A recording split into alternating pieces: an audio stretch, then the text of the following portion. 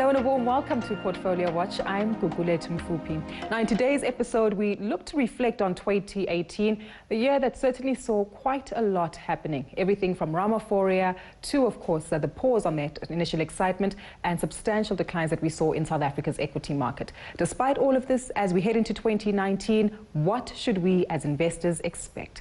Well, to help us with these guidelines, I'm joined in studio by Andrew Ditburner, Chief Investment Officer for Private Client Securities at Old Mutual Wealth, and Dr Adrian Saville, Chief Executive of Cannon Asset Managers. Gentlemen, thank you so much for your time. I think the last time we got together and had this conversation, it certainly was under different times and in a different environment. But 2018 almost seems like the year that we want to forget. Do we, Andrew? Especially given that we started off with Ramaphoria, led to Ramaphosia initially, but of course just a sense of uneasiness with regard to the macroeconomic climate in South Africa. Yeah, I think it's crazy to think we're almost at the end of 2018 already, and you can look back, it was almost a year ago that Steinhoff had their big blow-up in the beginning of December 2017, and I think since then, there's been a lot of nervousness out there in the markets, and if you just look at, the number of shares and some of the, well-known shares that have fallen, by vast amounts, 10% or more in a day over the past year have been quite significant. I mean, you can think of Anheuser, British American Tobacco, Capitec, EOH, the list goes on and on. So I think there's a lot of nervousness at the beginning of the year when you look at not just the local market, but I think offshore markets as well. The general view was that markets were fairly expensive, specifically the US. And despite good earnings that we've seen coming out over the last year, the US, I think, is pretty much one of the only markets around the world that is actually positive, but just marginally so. So last week we were talking about, US earnings, corporate earnings being up at about 28% to 8-year high. Yeah. Whilst that's been very good, the market is only slightly above water in terms of being in positive territory. I think it's up about 4% year to date. So I think we can look back and say that markets probably were a little pricey at the beginning of the year, but in South Africa we're down in the region of, I'm guessing, about 10% the last time I looked. And I think looking forward now, we would probably say that there's a fair amount of opportunity in the South African market if you know where to look. Last year we had a good year. Naspers up 20% in 2017. This year it's down 25%. That carried the market last year. Sure. So I think if you look, specifically in the mid and small cap space now, I think there's a number of opportunities if you're willing to go into that space. Before we even get into those opportunities, speaking of some of the big cap players in the South African market, of course, they've been rattled by many other pressures like the decline in the South African rand against the US dollar, which has fluctuated quite a bit. But of course, how have we seen this disconnect perhaps between a weak macroeconomic performance and fundamentals which have just seen our equities market not perform at its best? Adrian, feel free to jump into this one as well, because it does seem like there's a significant contrast between what we've seen locally versus international equities. Yeah, I think, in the long term, we know that economic growth is what ultimately drives your corporate earnings, which in turn, plays out in investment returns. That's a long-term story. Yeah. In the short term, there's obviously sentiment, and you get this negative sentiment that, we had Ramaphoria in the beginning of the year. It's a perfect example. Here, everyone thinks overnight our problems are solved, and we see, some of the South African-facing companies, SA Inc. companies, doing really well. You look at your industrials, the banks, etc. Suddenly these guys are up 20-30% overnight, where on the ground nothing's actually changed. And that petered out very quickly, and then it was, Ramaphosia, Ramophobia, and now where we are at Rama reality, wherever it is. And suddenly we realize that things are not going to turn around overnight, but I think you've probably found it's now gone the other way. Sentiment's very, very negative, and maybe things are actually a bit better than what they were a year ago, but the sentiment right now is very low. So again, that creates your opportunity. Yeah, I think that sentiment is global. It certainly hasn't been that way for the bulk of 2018. In fact, for a lot of 2018, the US was doing a tremendous amount of running, helped by a buoyant economy under Trump, tax relief, steady interest rate progression, strong currency. And so the US has been globally the darling. But that's come to a quick halt. It's been interrupted by the recent correction. And even then, the US still remains a long way ahead of other global markets. But the negative sentiment that Andrew's making reference to, I think I would agree with the suggestion that it creates some quite interesting opportunity, possibly in the global markets.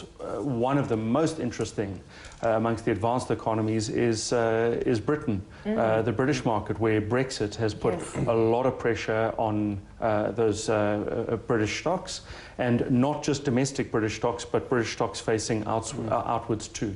Yeah, we think about that locally with our local companies that have exposure to their famous brands, Absolutely. Netcare, even to the likes of Discovery and Investec too, that also the play a bit of a role. businesses. Is that still expected to continue though? There's a looming uncertainty in the market, and if so, how should we approach this as investors, bearing in mind that we're moving into a whole new year, new investment outlooks, and how that should actually contribute to our asset allocation strategies? So there's a big question mark over how Brexit ultimately plays out. We a little closer to some clues about what the end game looks like, but we're still guessing.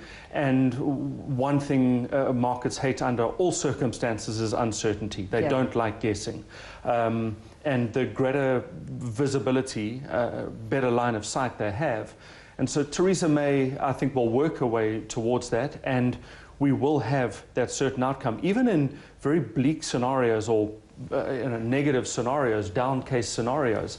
I think those British stocks look attractive. British stocks looking attractive at the moment, but we're always keen for opportunity everywhere. Before we do take a look at individual equities that we should look into, Andrew, perhaps give us a quick highlight of sectors that have seen significant bleeding. I know the tech stocks in the US, and maybe an interesting resurgence of mining stocks in South Africa, which appear to have been performing fairly well. Yeah, so I think if you look back, there's been nowhere really to hide, specifically in the local market. The only place that has actually done relatively well is resources, as you allude to. So I think we've seen some of these, your Bulletins, your Mondis have actually done really well. So your resource companies have done quite well, whereas if you look across industrials, financials, large cap, mid cap, small cap, they're all down in the region of 10, 15%. So there hasn't really been too many places to hide unless you were overweight resources, which very few people I think have been. Specifically what's happened to resources, I think 2 years ago was probably the best time to be buying resources, and everyone, the sentiment was negative. It's the British American tobacco story today, or the Anheuser-Busch. There's big negative sentiment, and as a result, you miss the opportunity. When you look abroad, as you mentioned, some of these US tech stocks are looking really attractive. I think if you look at the likes of Amazon, Google, Facebook, they're all, Netflix, they're all well off 20% from their 52-week highs. If you believe that the growth story remains intact, and there's some question marks, around the likes of Facebook, what's happening with Facebook at the moment, but if you believe that the growth story remains intact, then it might create an opportunity. Valuation is obviously still, very, very important. We believe that, some of these we still do hold Amazon. We cut our position in half at about $2,000 a share, because we thought whilst we liked the story, it was just very, very expensive. But now with trading, I think closer to $1,500 a share, it looks far more reasonable. I wouldn't say they're attractively priced, but they're probably more close to fairly valued. Sure. So many elements to take into consideration for us as investors. Of course, the technical fundamentals, market sentiment, and if you actually just trust the story that the company is looking to share. Let's get into some of those stocks to consider adding to your portfolio as we head into 2019. Let's actually take a look at the financial services sector here by combining potentially two companies that have been in the headlines recently in South Africa. Nedbank certainly presenting an opportunity, some exposure to East Africa, if I'm not mistaken, and Old Mutual on its recent return back home this year was quite a significant announcement that came through from that entity. So Nedbank, I think, is, this is a SA story. So we believe that South Africa is in a better position today than it was a year ago. And whilst, as we mentioned earlier, the ship doesn't turn, very quickly, it turns very slowly. But we think that the SA environment picks up from here. And Cyril Ramaphosa, we believe, is doing the right things, saying the right things. How do we get these quick wins? It's through releasing some of this cash that sits on corporate balance sheets, which he's trying to do. When you look at the credit cycle, it's been fairly depressed at the moment, and that's specifically due to corporates not been borrowing. So if we get a turn in the credit cycle, we believe that it's highly geared to, or banks' earnings are highly geared to the credit cycle, and as a result, Nedbank is probably best positioned to Even with all the competition in the financial services space, right? Discovery launched a bank, Time Digital Bank, and other things. New entrants are going to shake up the landscape. So these banks are, I mean, they're ripe for disruption, absolutely. But when you think about Discovery Bank, Time, and Bank Zero is the other one. They're targeting the retail space. Nedbank, if you're looking for a bank that's got corporate exposure, Nedbank historically, whilst they're making good headway in the retail space, historically Nedbank's been seen as your corporate bank. So we believe in looking at the valuations. Banks got ahead of themselves earlier this year when everyone, sentiment picked up and everyone got excited on the back of Ramaphosa being elected. Yeah. Now we suddenly, you can pick up Nedbank at 1.4, 1.5 times book value, a dividend yield of, close to 6%. They're looking fairly attractive at the moment. So we inherited some Nedbank on the back of Old Mutual coming home, unbundling the managed separation, and we've increased our position in there. Let's talk about Old Mutual. The headquarters just right next door from CNBC Africa Studios right here. And perhaps if this is one that you also consider here, Adrian, before we get Andrew's perspective on it. Yeah, Gugu, we've got exposure to both stocks. I think sympathetic with Andrew's argument, we've considered Old Mutual the preferred point of entry because by virtue of holding Old Mutual, you had a large exposure to Nedbank. Valuation on Nedbank has been attractive and has remained attractive. So I would agree with the suggestion that at a price book of less than 1.5 and a fairly compelling dividend yield, there is a good case to be made there.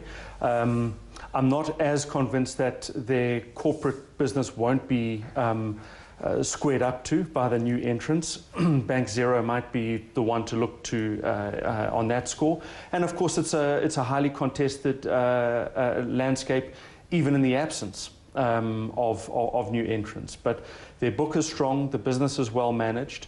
The retail presence has been sort of a long-standing thorn in the side. But coming back to Old Mutual, the embedded value in Old Mutual makes for a strong investment case. It's got compelling diversification cross-border. So their sub-Saharan business, I think, adds to our interest. And so we hold positions in both stocks. Positions in both stocks. Andrew, this must be an interesting one for you, given that your blood is green itself. So, I mean, I think they're doing the right things. From a capital allocation point of view, coming home, selling off, the non-core or, separating out of the non-core assets, returning cash to shareholders. We saw a special dividend this year. We expect that there could be a potential special dividend next year as they sell off their South American business. So they're doing the right things. Valuation, when you compare it to the likes of a Liberty or an MMI, the valuation is very compelling. I think the market's taking a wait-and-see approach here. Fairly unknown management team, new. There's a lot of changes still going on at the moment from a management team perspective. So I think the market's seen if they can deliver on the strategy. But all the divisions are doing well. They expect growth,